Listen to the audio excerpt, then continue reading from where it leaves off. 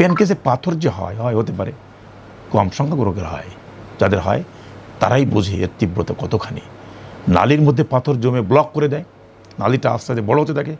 যখনই নালীটা বড় হবে আমরা বলি ইন্ট্রাডাক্টাল হাইপারটেনশন। এই ইন্ট্রাডাক্টাল হাইপারটেনশনের কারণে ব্যথা হয়, অন্য কোনো কারণ নয়।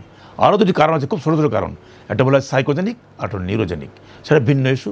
এবং তার প্যানক্রিয়াসের কারণে, ক্রনিক পেনের কারণে, এই দুটি কারণকে আমরা অভিহিত করি, কিন্তু এতে কোনো পরিসংখ্যান নাই। আপনি ধরে রাখেন আপনার প্যানক্রিয়াসে পাথর হয়েছে, নালীটি বড় হয়েছে, অসংখ্য পাথর, মাথা থেকে একদম পা পর্যন্ত পাথরে ভরা, গ্রেড 3 স্টোন বলি, অবশ্যই সার্জারি করতে হবে, অবশ্যই সার্জারি করবেন, অবশ্যই ভালো থাকবেন। প্যানক্রিয়াস বাংলাতে বলে অগ্ন্যাশয়, আগুন। এটাকে অনেকে বলে আগুন অর্গান, আমিও বলি তাই। ছোটবেলায় শুনতাম প্যানক্রিয়াস, ওরে বাবারে ওখানে হাত দিও না। সার্জারি যখন ট্রেনিং করি আমার স্যার বলতেন প্যানক্রিয়াস চোখ তো টাচ করো না, যদিও ক্ষিপ্ত হয়ে ওঠে তাহলে ওর জীবন নিয়ে নেবে। আসলে নেয়, জীবন নিয়ে নেয়। প্যানক্রিয়াটাইটিস যাদের হয়েছে, অ্যাকুট প্যানক্রিয়াটাইটিস হয়েছে, মাইল্ড, মডারেট, সিভিয়ার প্যানক্রিয়াটাইটিসের রোগী বাঁচানো যায় না। কিন্তু ক্রনিক প্যানক্রিয়াটাইটিসের রোগী কিন্তু অত দ্রুত মরবে না। ক্রনিক প্যানক্রিয়াটাইটিসের কী কারণ? আমাদের দেশের ক্রনিক প্যানক্রিয়াটাইটিস রোগীর সংখ্যাগত কোনো হিসাব নাই, আমরা কোনো হিসাব দিতে পারিনি, কারণ ওইরকম স্ট্যাটিস্টিক্স আমরা ডেভেলপ করতে পারিনি আমাদের দেশে আজও, যার কারণে আমরা পিছিয়ে আসি আমাদের এই পরিসংখ্যান নিয়ে। প্যানক্রিয়াস রুগী, আমি প্যানক্রিয়াস সার্জারি করি, আমার অনেক লেকচার আছে প্যানক্রিয়াস সার্জারির উপরে, দেশে এবং বিদেশে আন্তর্জাতিক সেমিনারগুলোতে। তাই অনেক পেশেন্ট আমার কাছে খুঁজে আসে, প্যানক্রিয়াস পাথর হয়েছে, তীব্র পেটে ব্যথায় কুকাচ্ছে, দুদিন পর ব্যথা ওঠে, হাসপাতালে যায়, 7 দিন 8 দিন থাকে, ব্যথা কমে যায়, অ্যানালজেসিক ড্রাগ, অমিপ্রাজল ড্রাগ দিলে তো ব্যথা কমবেই। তারপর আবার বাড়িতে আসে, আল্ট্রাসোনোগ্রাফি করে, এমআরসিপি করে, আবার অনেকে অধিক মাত্রায় পাণ্ডিত্য দেখাতে যেয়ে ইআরসিপি করে বলে পাথর বের করে দেবে। আমি এর ঘোর বিরোধী।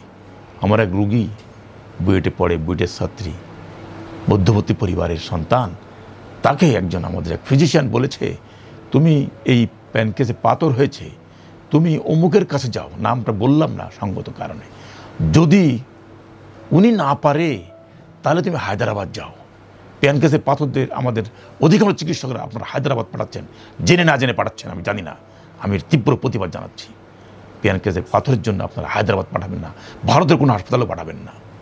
প্যানক্রিয়াসে পাথর সার্জারি আমি শহীদুর রহমান গ্যারান্টি দিয়ে চিকিৎসা করছি, আমার নিজস্ব পদ্ধতি, নাম শহীদ প্রসিডিওর।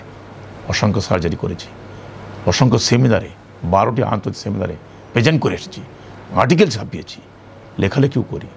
প্যানক্রিয়াসে পাথর যে হয় হতে পারে কম সংখ্যক রোগের হয়, যাদের হয় তারাই বোঝে এর তীব্রতা কতখানি। নালীর মধ্যে পাথর জমে ব্লক করে দেয়, নালীটা আস্তে আস্তে বড় হতে থাকে।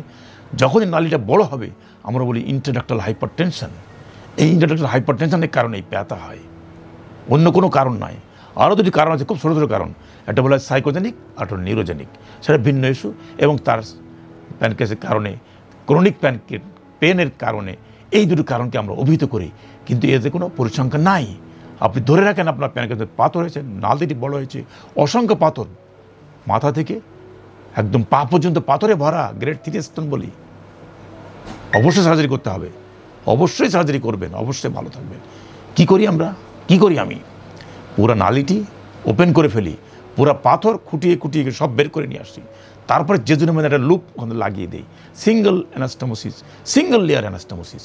ওয়ার্ল্ড ব্যাপী আছে, তারা করে RONY, আমাদের দেশে বহু সার্জন RONY করে।